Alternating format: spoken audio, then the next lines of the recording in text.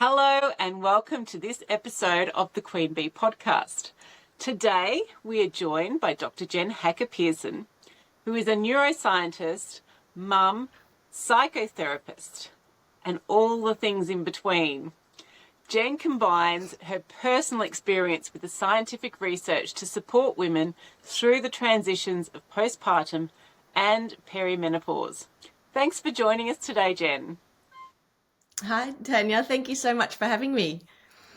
So let's talk about one of my favourite subjects, which is brains. How is it that hormonal changes that we get through things like menopause actually affect our brains? Well, brains are my favorite subject as well, so that's lucky we're talking about this. But actually, many people don't know that transitions like menopause actually start in the brain. So it is our brain that initiates the release of the eggs when we menstruate, and then it is our brains that try and send the signal down to the ovaries to release eggs when we're in perimenopause and heading towards menopause. But unfortunately, there aren't that many eggs left, which is exactly what menopause means. It means that there's no eggs left and there's no follicles ready to be released. So the brain works really hard to try and get the follicle to release. And when the follicle is released is when we get the estrogen surge. And so we have this surge in estrogen generally, and then that signals to the brain, okay, now the follicle's released, and then it shuts down the follicle stimulating hormone and releases the egg and gets it ready to get pregnant and releases progesterone.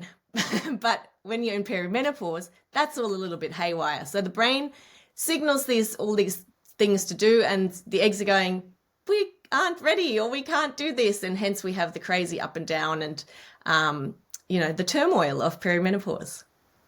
Wow. And it's so funny because you kind of all think it comes from, starts down here where the ovaries are rather than up here where, it's just a brain. Yeah, I know, but no, it's all initiated in the brain, and yeah, so once the ovaries are gone, the eggs are gone, the ovaries kind of try and figure out what to do because there's nothing to be released, and then the brain goes a little bit into haywire. But I think it's one of those misunderstood connections. I have to say, I think that everybody thinks, menopause, menstruation, pregnancy, it's all to do with the ovaries, but the brain is very, very, very much involved. In fact, it's the beginning of it. Yeah. So from your research and also from your own experiences, how does this transition period impact us on all our levels, whether that's physically, psychologically, emotionally, socially, spiritually, all of those things?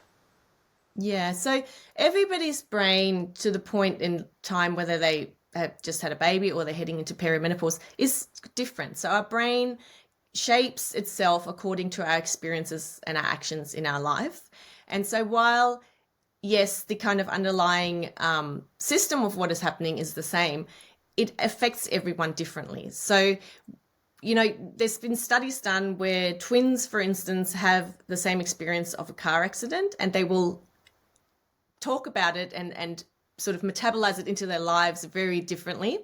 And it's the same when it comes to transitions such as postpartum and perimenopause. And so it's hard to say how it will affect each individual person, but obviously we know as a whole that you have a kind of, you feel different, you feel, like I said, turmoil, you feel like there's things a little bit up and down, and you don't really know yourself, and that's kind of universal. Yeah, okay. And so with that, and I know, I guess the things that I sort of associate with the brain is like the brain fog and the that memory loss. So what's happening there? We don't really know is the short Oh, answer. okay. Yeah, we don't really know. It's all to do with estrogen, basically. Estrogen receptors are abundant throughout the brain and the body. And wherever there's an estrogen receptor, we need estrogen to bind for it to do its function. So basically, what we're assuming is that where the estrogen is needing to bind and we don't have the estrogen, that it'll affect that system. Interestingly, there's been studies done both in postpartum and in perimenopause that women's mental capacity is actually not impacted. So in tests, but there's speculation around that as well, because often these are done in a laboratory setting. So it's very different to being at work or being at home or being in the situation where you experience the brain fog and the kind of the loss of cognition. But yeah, so there's actually nothing happening on a surface level, but as you know, there is a lot happening within yourself. Yeah, and so when you've worked with people, how do you find they make sense of that disconnect between, or even for yourself, that disconnect between the research says that, our brains are still functioning fine, but our experience is telling us something different. How do you process that kind of disconnect? It sort of depends on the person as well, I have to say. I am very much a believer of your experience is what is real. So we work with what the person is experiencing. And unfortunately, we don't know enough about the brain, and certainly not about the perimenopausal brain, to make any kind of sense of it. So when I work with women, it's more around their personal experience and how they're feeling, and what tools they can implement into their life to thrive during this period. Because like I said, with the science as well, it's all well and good, it's great, and we need it definitely, and so much more research needs to be done, but at the end of the day, it's a personal experience, and you can know all the science behind it, but it doesn't make things easier. Yeah. And just talking about that, I've just had a sudden black brain fog and disconnect between what I was about to say. I hear ya. God damn Yeah, it. I know. It's very interesting actually. The experience, how it manifests differently for different women. I was speaking to a woman the other day, and she said, I went through it really with not much more than a few hot flushes. And then I speak to other women who, have to quit their job and feel they can't parent their children properly, and the whole world is crumbling around them. So it's such a unique experience. And while I said, that's dependent on your actions and experience to this point in time, there's definitely something scientific going on, and we just don't know why it affects some people more than others. It's not that one person has more estrogen receptors than another. There's a lot of research to be done. Yeah, and I know I was talking to my sister on the weekend, and her experience, she's like, I'm fine. I know all about it. There's nothing much going on for me. Whereas for me, some days I feel totally debilitated. I might be okay, like you say, in that sort of non-work environment. When I go out in the garden and I'm doing things, I can function properly, my brain works. But as soon as I start trying to focus on those logical, computerized task type things, there's just things that just sort of shut off, and it's almost like I can see this little neural pathway going off and then just disappearing into the fog. Like it's for me, very visual. I'm a very visual person. Yeah. Yeah. So I can But understand not why every day, right? Sorry. Sorry, are you good? I just said, but it's not every day, right? And that's the thing about perimenopause. And this is the pituitary gland trying so hard to release this egg. And so sometimes the estrogen just overbounds. We get more estrogen than we had even while we were, in a regular cycle. And other days it doesn't quite get there. And so we have these ups and downs, and it can be sometimes within a day, within an hour, it can change. And it's just so bizarre, and we can't make any sense of it. There's no way of measuring it. Like you probably know, but you can't measure whether you're in perimenopause. It's a felt experience that you need to let your doctor know if you want to see a doctor and speak to them. There's no way to measure it, and there's a lot of tests out there that are controversial, I guess, to say the least, that costs a lot of money for women to identify whether they're in perimenopause, and it just doesn't work. Like they don't show anything, basically, in a nutshell. And it's so interesting because that's what our society has kind of come down to. It has to be defined in a test. You know, we have IQ tests. How smart are you? Why don't we have something that says exactly where am I in my perimenopausal stage and how long is it going to go for? And why isn't there a definitive answer? Because we've almost programmed ourselves to expect that. Absolutely. And I feel like in a world where everything is, at the touch of a button, you can now, oh, what's that actor in that movie? Or what's that, what year was that? You can just look up everything. It's kind of challenging, but refreshing at the same time to not know things, and just to remember that we do need to go with the flow and do need to feel our way through it and live our own experience. And, if there's a day when you don't feel like you are 100% or whatever, to actually voice that and to go with it and to be kind with yourself, which is challenging when you've just had a baby, when you are an older mother, in inverted commas, because I don't think they're old by any stretch of the imagination. And you're navigating this kind of hormonal transition while you've got a toddler or while you've got a sick preschooler or, something like that. But I think that it's almost like a bit of a gift, I guess, for us to slow down and to come back to ourselves and not be able to measure things. And it's such an very interesting, strange coming from a scientist, isn't it? such an interesting mindset kind of shift. And I know you work with workplaces, so how do we kind of reframe that? Because that's where a lot of that pressure to perform comes from, doesn't it? Yeah, I think that the education, there's two different types of education there. There's the education for the women that are perimenopausal or menopausal, and then there's education for everybody else. And the education for everybody else, I think, is a work in progress. And I think you need to have people that are open to that understand that, a hormonal transition like perimenopause or even postpartum is a huge thing, and that it can affect women in completely different ways, and that even just the rush of hormones and the transition and the brain changing to accommodate to the fact that there's less hormones now can bring up a lot of stuff for women. So it's not necessarily just the physical and the kind of, I'm now in perimenopause and I just kind of need to white knuckle through it. But for a lot of women, it will bring up trauma, experiences, stuff, uncomfortable stuff. And so I think when we talk about the others, they need to be open to that and understanding of people's individual experiences. That's down to the person. So, there's only so much you can do.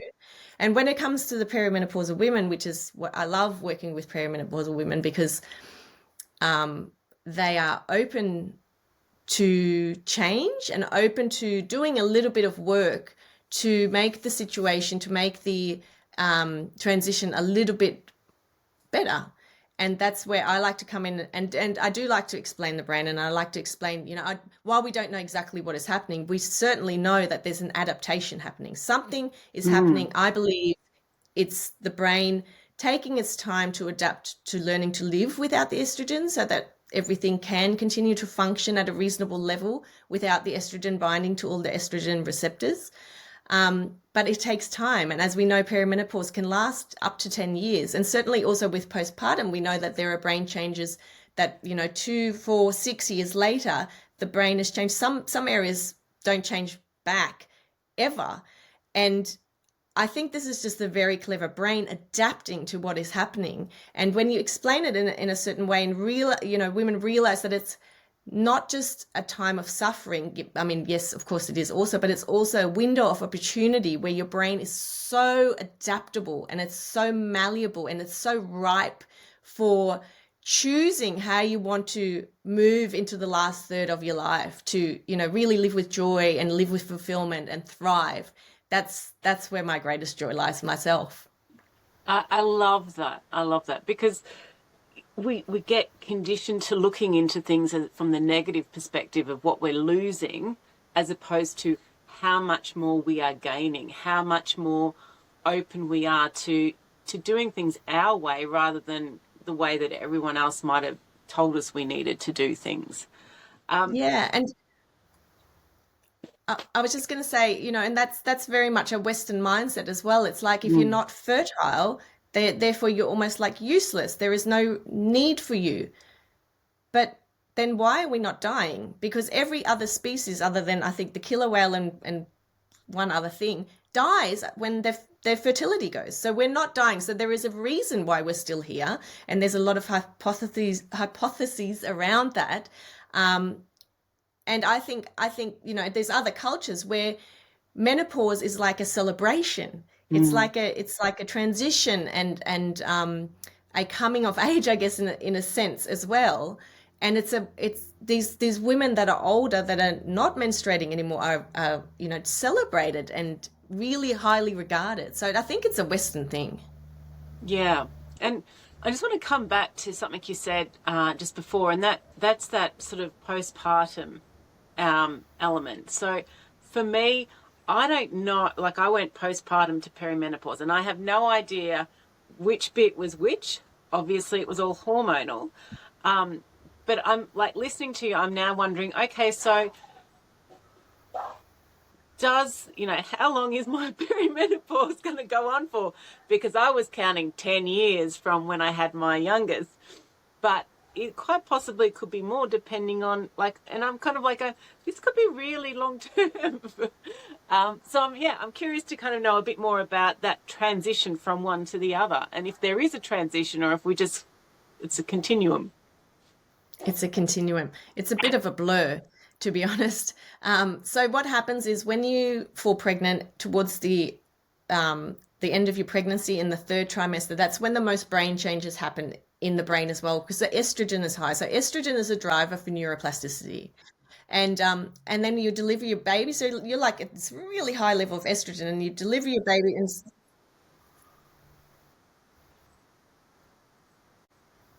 So can you go back to that at the end, third trimester bit? Sorry, oh, just okay, pause. Yep. you're right. Yep. Okay. So when you're pregnant in the third trimester of your pregnancy, your estrogen is really, really high. And that is when the most brain changes happen, because estrogen is a driver for neuroplasticity, for the brain changing. And then you deliver your baby and the estrogen just drops, like it plummets as soon as you've delivered that placenta. And so for a lot of women, as they're possibly breastfeeding or even just coming back to their normal levels of estrogen and all the hormones, but estrogen in particular, they can have symptoms similar to perimenopause. Certainly, night sweats, even hot flushes, mood kind of is a bit all over the place, teariness, there is a lot of overlap in those symptoms.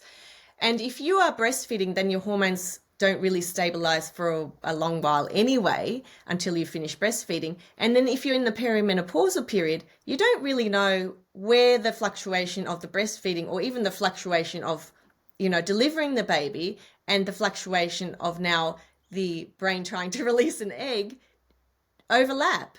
And so I think that while it would be really wonderful to know this is where it started and now I can calculate it'll be 10 years, it unfortunately isn't that clear cut.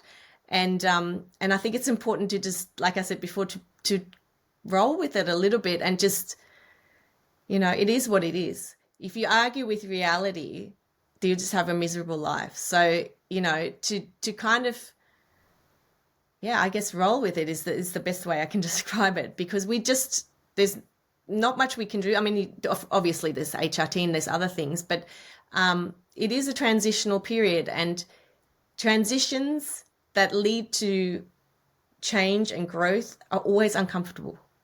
Yeah. And so if we look at the discomfort as something that is leading us to potentially a better life, and there is this postmenopausal zest that I keep hearing about from women. I spoke to a woman in her 60s the other day. She goes, I cannot tell you how amazing it is. And I'm like, okay. So if we see it as, this transition to becoming a newer, transformed version of ourselves, then maybe that makes the discomfort a little bit more comfortable. Yeah. And so tell me a bit about your personal experience with perimenopause. What's that been like for you? So it's Even though interesting you know actually all the because stuff. I know all the stuff, but I didn't know all the stuff. I knew a lot about well, I've known a lot about the brain. I've been doing the brain for over 25 years, but I was very focused on the postpartum period because I was interested in the brain changes there, and not just how it changes a woman, but her experience of being a mother.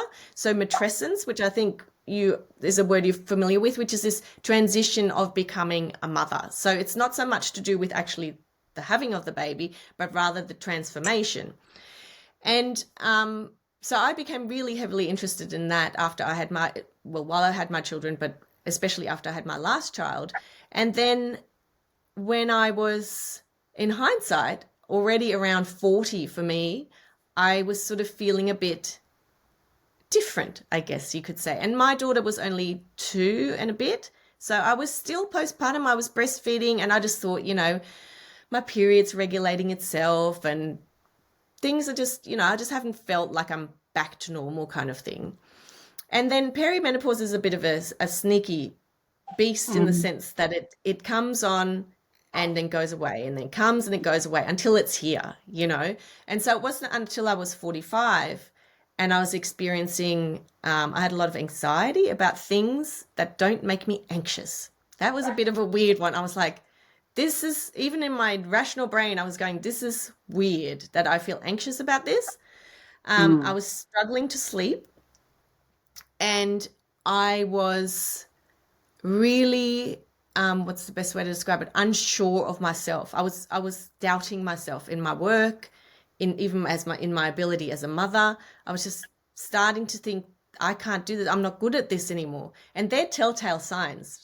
But because I wasn't having hot flashes and I wasn't having irregular periods, I sort of didn't think that much about it until I started speaking to a couple of my friends, and we sort of got talking, and I was like, that's how I feel. And so I sort of went from there. So my interest in the perimenopause and the menopause has been, recent in the last few years.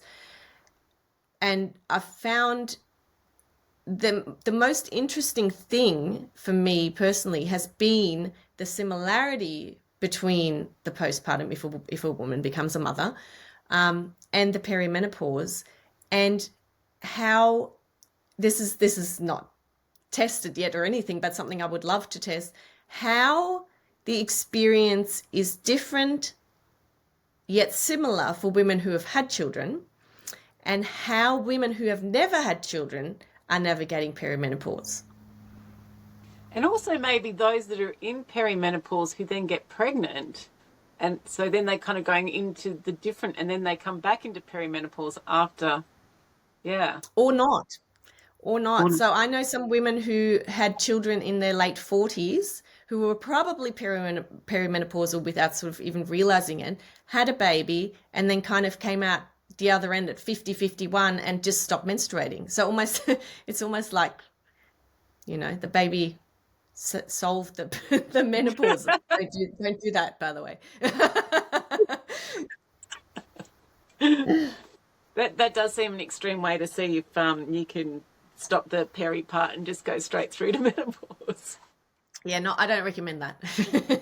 That's a long-term solution, long-term treatment. It lasts about 18 years.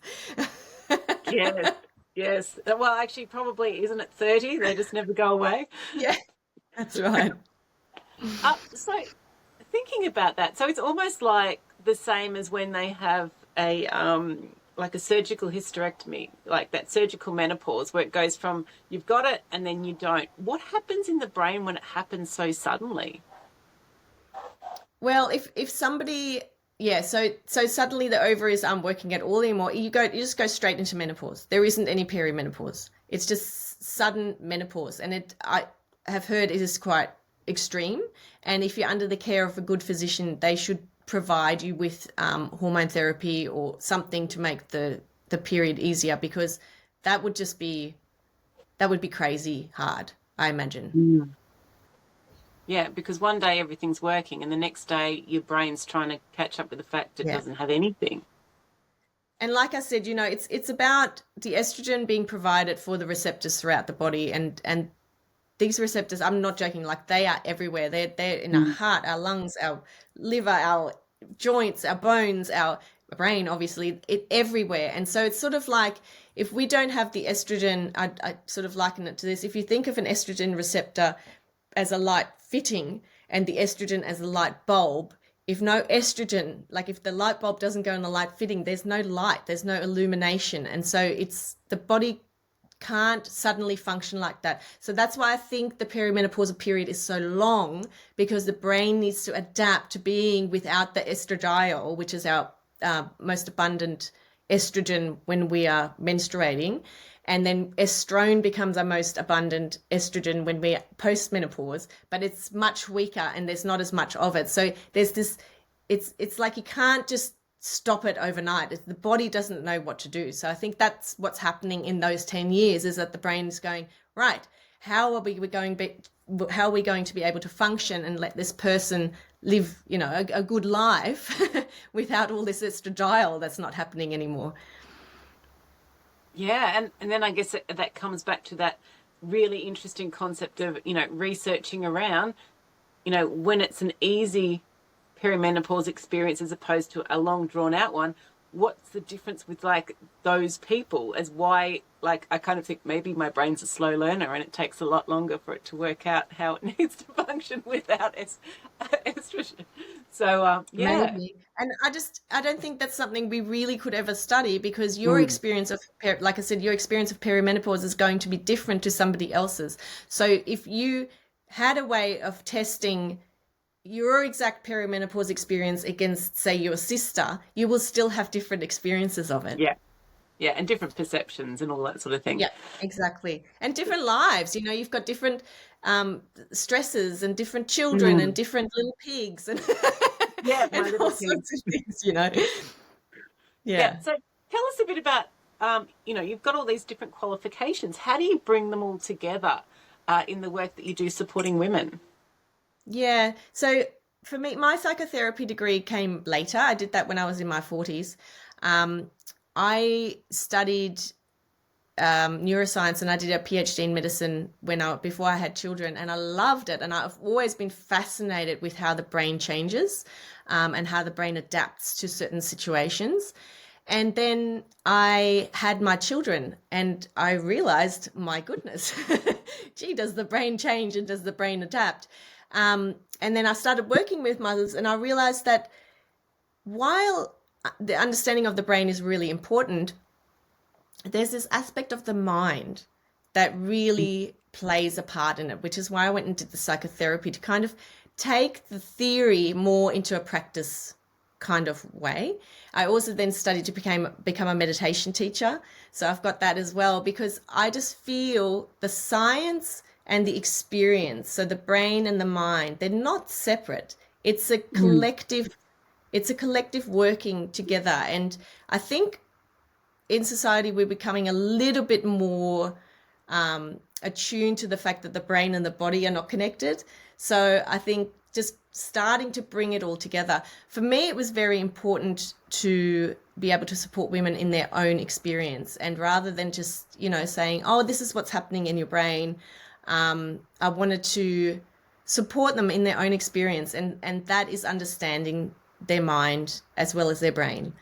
And a lot of the work that I do is around neuroplasticity and self-directed neuroplasticity, which is basically encouraging your own brain to change and adapt in certain situations like perimenopause, and training your brain to thrive through this period. So then, like I said, you can really create a life for yourself from the inside out that you enjoy for the last third of your life. It's a long time to be alive, and you don't want to just white knuckle through this perimenopausal period like a cork bobbing around in the ocean and sort of going, oh, I'll just go here, I'll just go here, I'll just do this. You want to be able to go and take control of it and say, right, yes, this is what's happening to me right now. What can I do with this? What can I use these surges of estrogen for to train my brain like a muscle to thrive?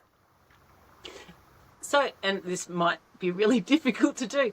Are you able to give us a bit of an example of what that looks like or sounds like? The training the brain. Yeah. Yeah, absolutely. So when you want to train your brains, it is like a muscle. It's like training your muscle. And so you start with really small, what you would call like dumbbells. And a really simple exercise to start with is just paying attention to something.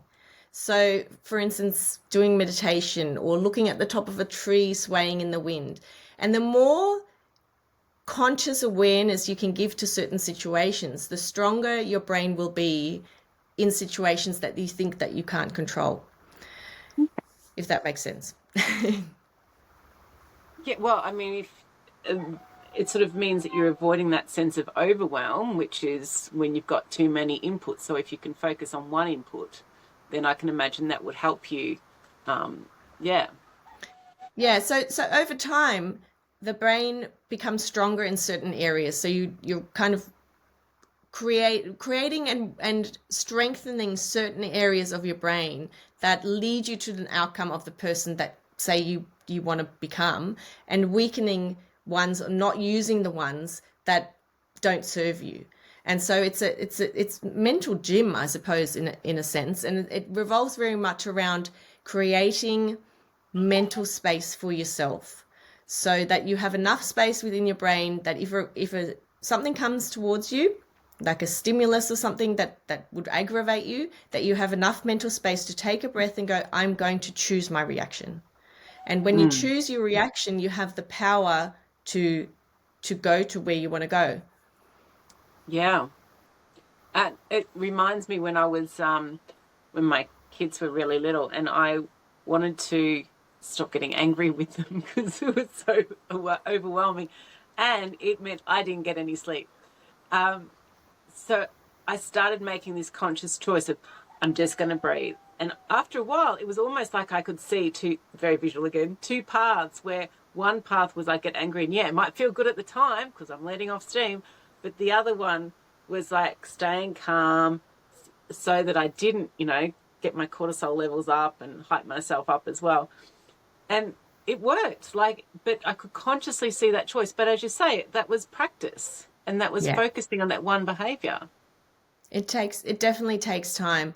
And it's sort of like I always, liken it to, that game of whack-a-mole where you're like at the arcade and you're whacking, and there's things that pop up all the time, and you need to put a space between the thing popping up and you whacking it down. And it's hard for really, really unconscious reactions, especially that don't serve us.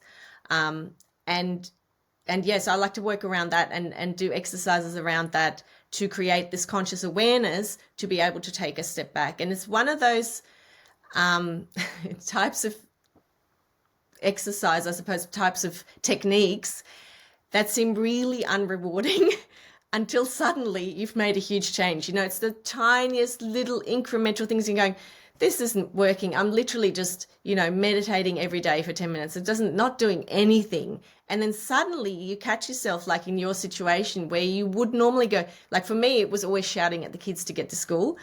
And we're running late for school and I'm suddenly going, I want to shout, but I just stopped myself. Mm. I didn't shout. Like I still want to shout. I'm still cross, but I didn't. And so that is like, whoa. And I think this opportunity to create this mental space and to create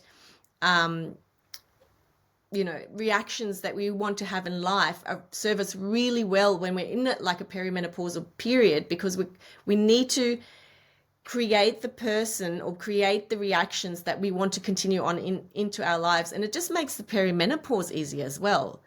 Mm. It makes everything easier, and your relationships, like socially, and yeah, everything just feels better. Yeah, exactly. Uh, Before we wrap up, is there anything you'd like to share about what you're working on, the kind of things that you do? Yeah, well, the what I just told you is mainly what I Yeah. do when I work with women is I educate them about what perimenopause is, how it works, what we know, what it does to the brain, and how we can use this amazing window of opportunity to actually train our brain to thrive during this period. And I feel very passionate about that. And there's more of my work is on my website. If people want to check it out, I feel that, like we spoke about earlier, the perimenopause period is really looked at something that is, you should just grin and bear it and get through it and be done with it. And then society discards you because now you're an old bag. And I just would really like to turn that upside down, because that is not the case at all. If anything, I think we become better, and I think we become more valuable. And I think we have so much more to offer. And certainly, if you're going through perimenopause in your late 40s, early 50s, you have years, decades left to live, if you're lucky, that it would be such a shame that after all the work of, creating a career for yourself and children, if you have them, and relationships, to then just suffer. It's like, this is the time to reap the rewards of all the hard work. And so that's what I feel really passionate about. So let's have a couple of decades of celebrating how awesome we are. Yes. Love it. Thank you so much for your time today. Today we've been yarning with Dr. Jen Hacker-Pearson. Dr. Jen holds a PhD, as she mentioned, in neuroscience and pharmacology, and excuse me, and a postgraduate degree in psychotherapy. She's immensely passionate about giving women information about the transformational change of postpartum and menopause, so they can better understand themselves and advocate for themselves through this transition period. She provides science-backed education and tools, which you can find a lot of on her website. And she focuses on both individuals and on supporting organisations so that we all win. This is why I like being able to edit.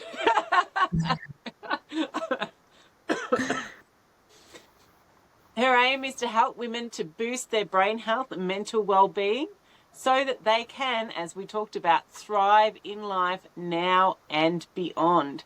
You can find more about Dr. Jen and her work at her website, which is www.drjen.com.au, or on her social media. And I will have those links in the details for this episode, and also you can connect with her through our community website, which is community.queenbe.com.au. Thanks for sharing with us today, Jen. Thank you so much for having me.